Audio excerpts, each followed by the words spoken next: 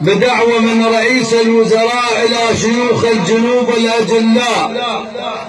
وحينما وصلوا إلى قاعة الاجتماع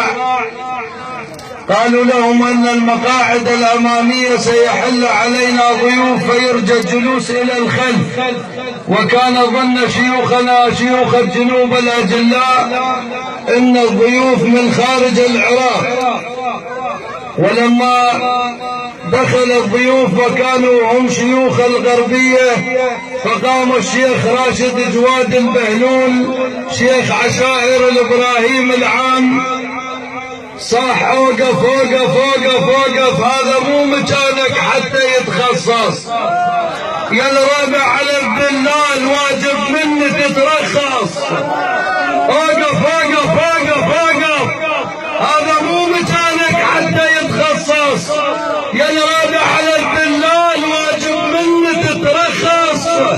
انت البعد قاع الوطن واحنا الموت بينا غص، انت الطيت بدك واحنا لاجل حجاب ارواح الظلم ترخص، انت الطيت بدك واحنا لاجل حجاب ارواح الظلم ترخص، احنا بالمقابر حيدنا العيد وانت ويا الدواحش تتمرقص، انا المتصدر الديوان والميدان، الجنوب تصدر الديوان والميدان، مو من تالي حيحللهم خلباص،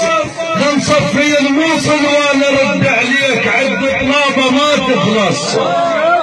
نصفي الموصل وانا رد عليك الا شاربك ينقص،